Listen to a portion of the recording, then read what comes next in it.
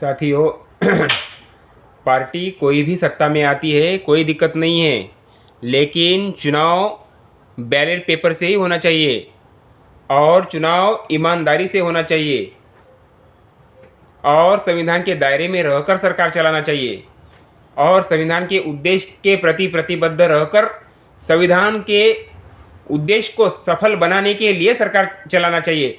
जनता के हित में सरकार चलाना चाहिए। क्या है संविधान का उद्देश्य?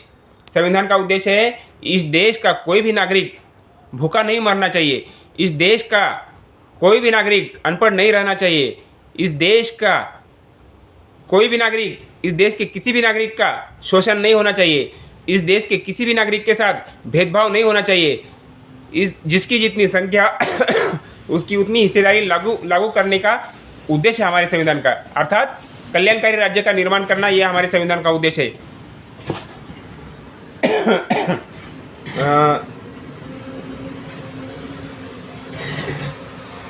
समाजवादी धर्मनिरपेक्ष प्रजासत्ताक गणराज्य निर्माण करना और उसके नागरिकों को समान अवसर, समान हक अधिकार देना, जिसकी जितनी संख्या भारी उसकी उतनी हिस्सेदारी लागू करना, शासन प्रशासन में सभी घटकों को, सभी समाज घटक जो है उनको उनके जनसंख्या के अनुपात में, लोक संख्या के अनुपात में शासन प्रशासन में प्रतिनिधित्व देना और इस देश के साधन संसाधनों में भी प्रत्येक समाज घटक को उसके लोक संख्या के अनुपात में हिस्सेदारी देना, ये हमारे संविधान का उद्देश्य है। यानी कल्याणकारी राज्य का निर्माण करना। इस देश का कोई भी नागरिक भूखा नहीं रहना चाहिए, इस देश का कोई भी नागरिक अनपढ़ नहीं रहना चाहिए, सभी नागरिकों का साइंटिफिक टेम्परामेंट बढ़ाना, यह हमारे संविधान का उद्देश्य है। सभी नागरिकों को स्वावलंबी बनाना, यह हमारे संविधान का उद्देश्य है। इस देश का कोई भी नागरिक बेरोजगार नहीं रहना चाहिए, इस देश का कोई भी नागरिक अनपढ़ नहीं रहना चाहिए, यह हमारे संविधान का उद्देश्य है। और इस संविधान के उद्देश्य को सफल बनाने के लिए सरकार चलाना चाहिए। पार्टी कोई भी सत्ता में आती है, कोई दिक्कत नहीं है, चाहे सपा आने दो, चाहे बसपा आने दो, चाहे बीजेपी आने दो, चाहे बीजेपी आने दो, चाहे कांग्रेस, चाहे राष्ट्रवादी, चाहे शिवसेना, चाहे तृणमूल आने दो, चाहे जेडीयू आने दो, चाहे आरजेडी आने दो।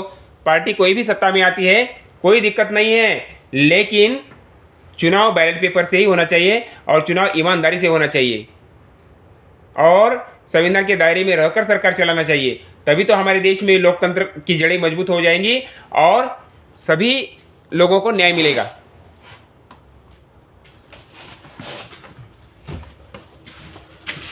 इसलिए साथियों, देश के हर नागरिक की जिम्मेदारी है चुनाव बैलेट पेपर पर ही करवाना, ये देश के प्रत्येक नागरिक की जिम्मेदारी है, क्योंकि ईवीएम मशीन से ईमानदारी से चुनाव नहीं होते हैं। दुनिया के सबसे एक्सपर्ट टेक्नोलॉजिस्ट एलन मस्क का कहना है कि ईवीएम मशीन के साथ छेड़छाड़ हो सकती है, ईवीएम मशीन में गड़बड़ी की जा सकती है।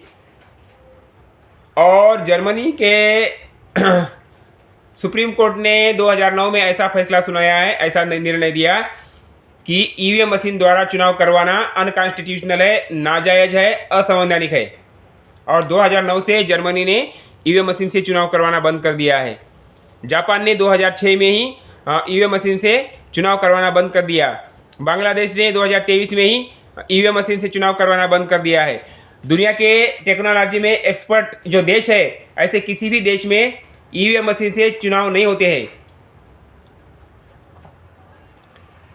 फिर भारत में ईवीएम मशीन से चुनाव क्यों हो रहे हैं, ऐसा सवाल समाजवादी पार्टी के नेता ने एसआईआर पर चर्चा करते हुए शीतकालीन सत्र के दरमियान एसआईआर पर जो चर्चा हो रही थी उस दरमियान ये सवाल पूछा है चुनाव आयोग से और सरकार से कि दुनिया के किसी भी देश में ईवीएम मशीन से चुनाव नहीं होते हैं, फिर भारत में क्यों ईवीएम मशीन से चुनाव किए जा रहे हैं। भारत में भी बैलेट पेपर से ही चुनाव होना चाहिए, ऐसी मांग समाजवादी पार्टी के नेता अखिलेश यादव ने की थी। तो साथियों, प्रत्येक भारतवासियों की जिम्मेदारी है देश के लोकतंत्र को बचाना, देश के लोकतंत्र को बचाना है। इसका मतलब लोग अपना खुद का वोट भी बचाना है, अपने वोट का अधिकार को भी बचाना है। हम जिस कैंडिडेट को वोट डालना चाहते हैं उस कैंडिडेट को वोट मिलता ही नहीं है, ये बात सामने आई है। राहुल गांधी ने हरियाणा के जो चुनाव हुए हैं उसके सारे वोट चोरी को पकड़ा है और सबूतों के साथ दिल्ली में प्रेस कॉन्फ्रेंस करके मीडिया के सामने इस सब वोट चोरी रखी है। 25 लाख वोट चोरी हुई हरियाणा में। प्रत्येक आठवां वोट चोरी हुआ है। और एक ब्राज़ील की लड़की है, उसका 22 नाम है, उसके 22 अलग अलग नाम है, वोट डालती है। और एक हरियाणा की व्यक्ति है, वो 223 बूथ पर वोट डालती है। एक व्यक्ति 223 बूथ पर वोट डालती है। और एक यूपी के प्रधान का, सरपंच का लड़का है, वो यूपी में भी वोटिंग करता है, हरियाणा में भी वोटिंग करता है। इतनी बड़ी धांधली हरियाणा की राहुल गांधी ने मीडिया के सामने सबूतों के साथ रखी।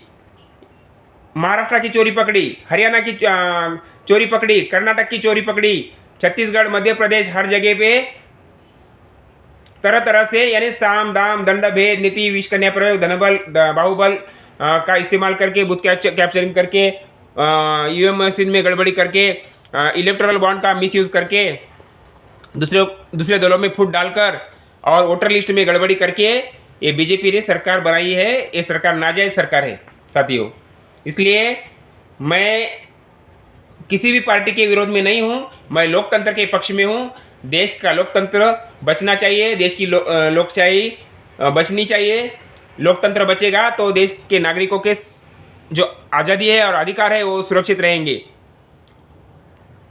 इसलिए मैं कहना चाहता हूँ कि पार्टी कोई भी सत्ता में आती है, कोई दिक्कत नहीं है।